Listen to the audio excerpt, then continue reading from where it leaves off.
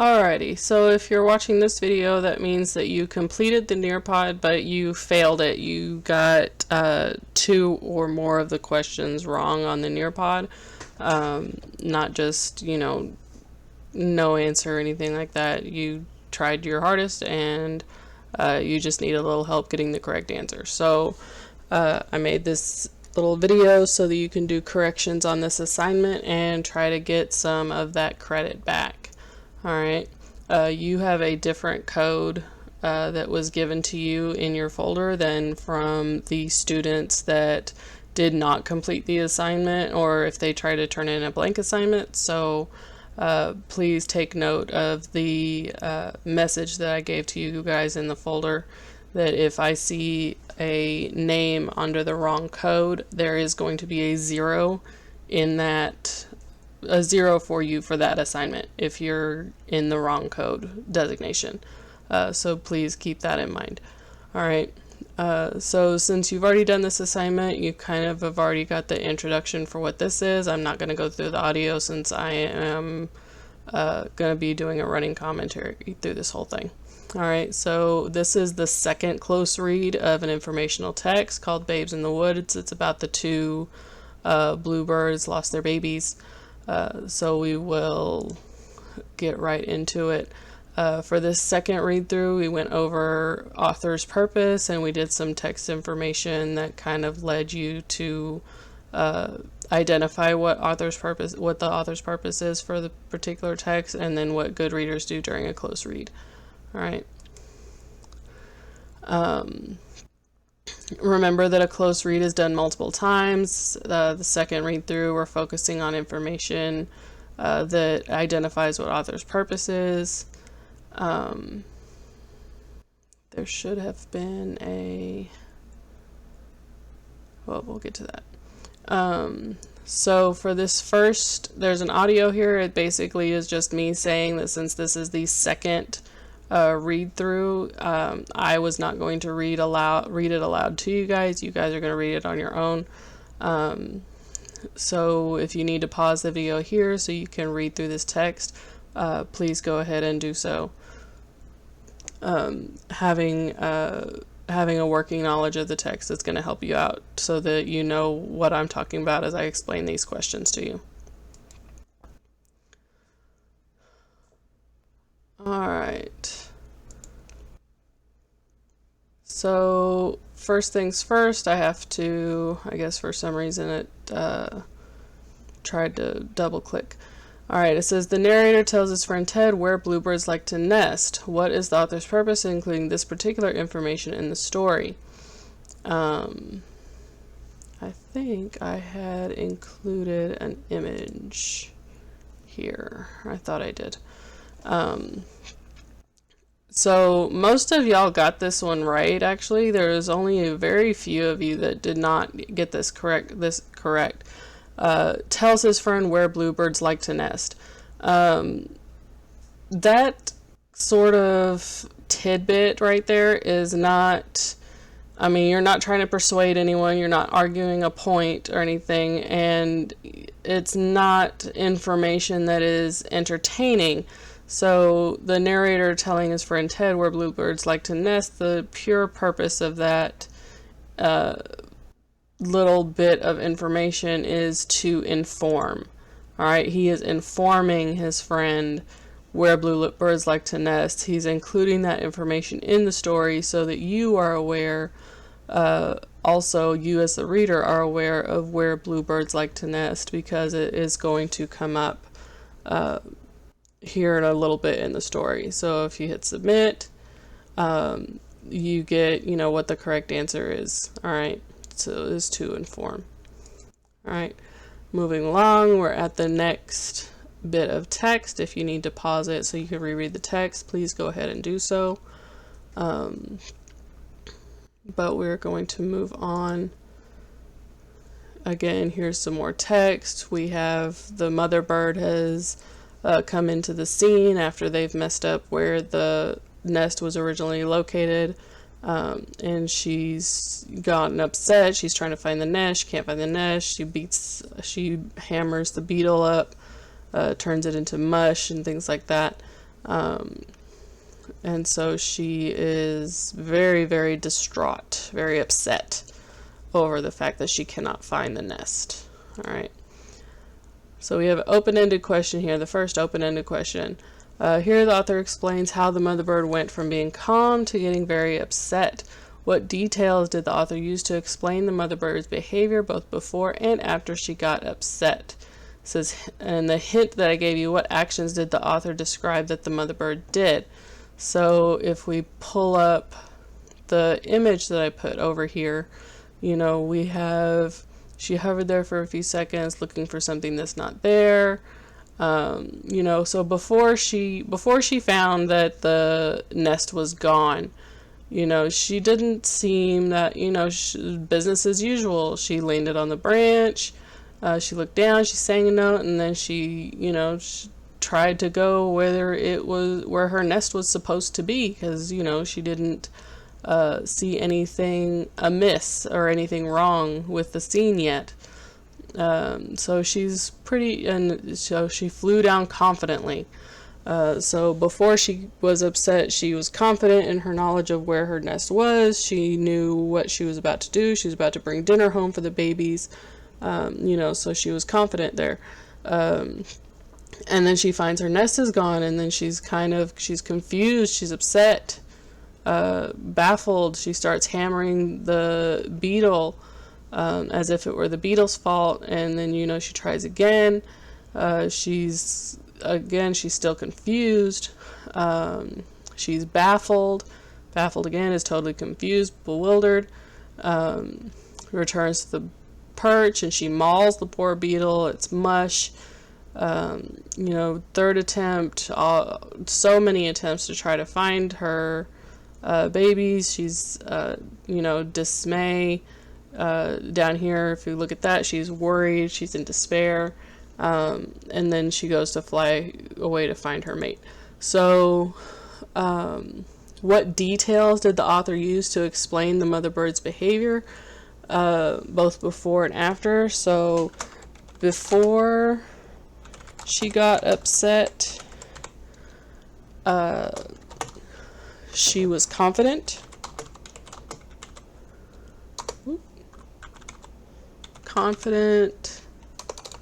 I can spell.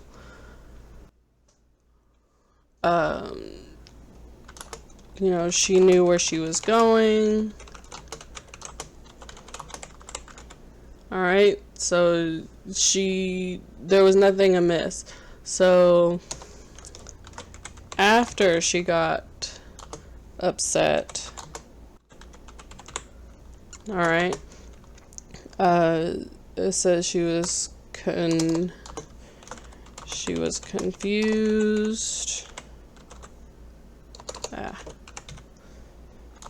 baffled, dismayed. All right, those are the kind of the details there.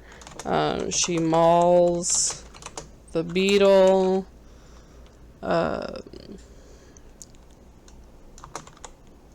To vent her upset, to vent her confusion, put it that way, and worry, right? Because if you're worried and confused, you start to get energy built up, and, you know, you start getting your hands shaking, things like that. So she's got adrenaline running through her system, and so she's got all this energy. She's worried, she's confused, she's upset, and so to vent some of that energy, she mauls that beetle. So that's why she does all that. All right, so, and then you would submit that. We have another thing here of text where the father bird has come to try his hand at looking for the nest. So it's mom and pop bluebird are working together. And then we have our second open-ended question. Excuse me. So what does this passage tell you about how the mother and father bluebirds feel about their children and about each other? All right. So again, pulling up the picture here, her and her mate came back. They pushed on the branch. My dear, what has happened to you? I can find that nest. So he's, thinking, oh, maybe she's just confused to where it is. So, he's trying to, I guess that is illustrating how the father bird is trying to cheer up the mother bird, okay, or trying to, keep her upbeat, keep her from being upset. But again, he finds a blank space, and then here is in the blue text, they kind of emphasize the information a little bit. They talked, encouraged each other, kept the search up, things like that. They are encouraging each other, okay? So that kind of gives you your answer there. So they are communicating, helping each other. Okay.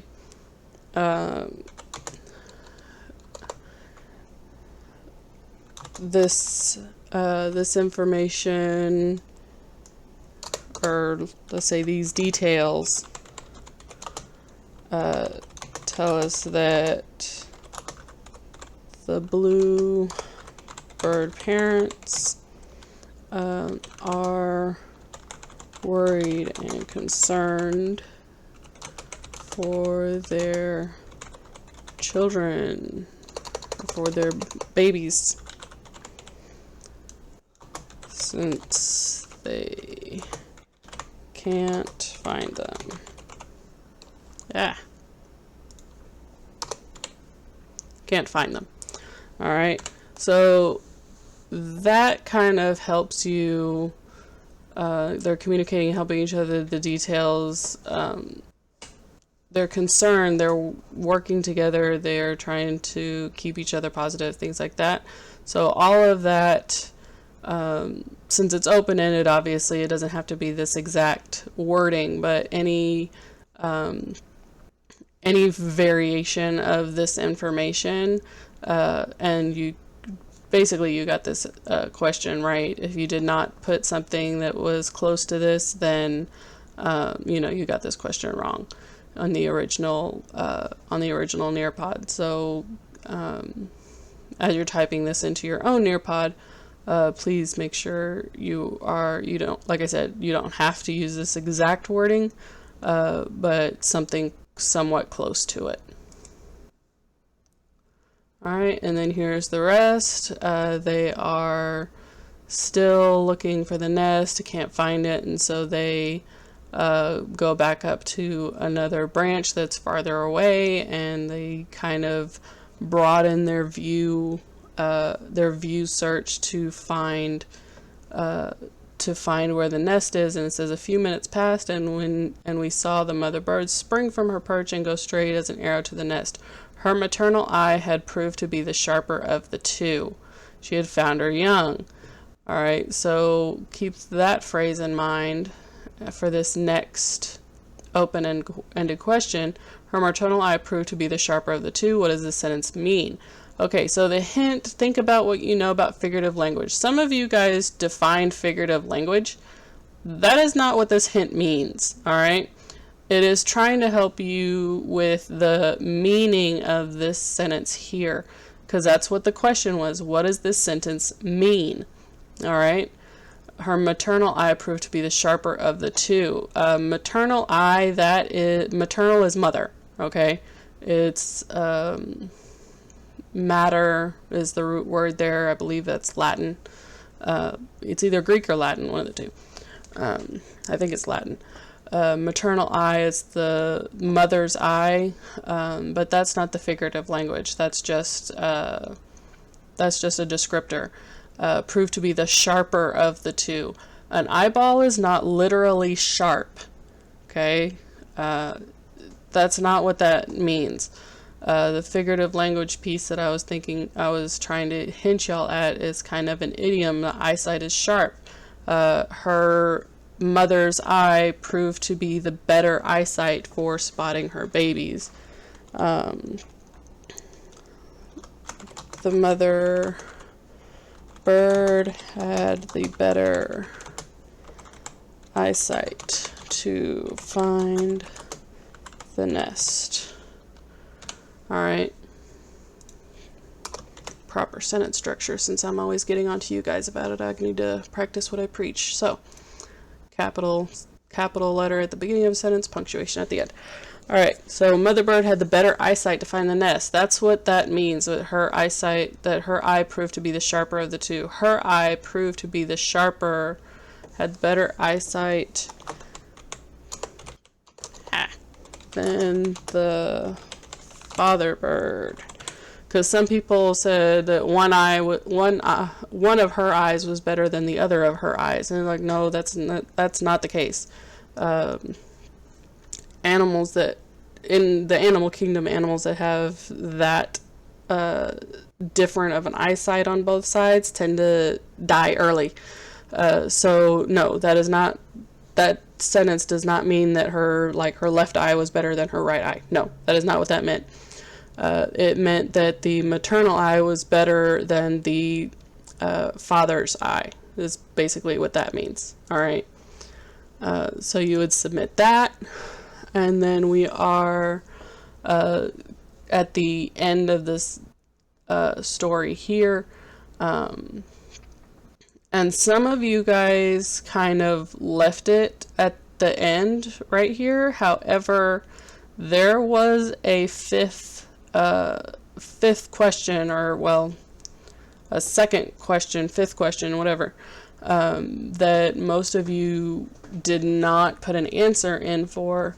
And some of you guys didn't pass due to, you didn't answer one question or you didn't answer a couple of questions. But with this code, you're not going to have that problem, because I made it to where you are required to answer the questions before moving on. It's not going to let you just keep going without answering the question. So for this last question, it says the author finishes the memoir by informing the reader about something he learned. What did he learn? So, finishes the memoir. So at the end, talking about something that he learned. You pull up the text over here. You're looking at the end. So we have learned that when you are in the deep woods and you think of bluebirds, bluebirds may be nearer than you think.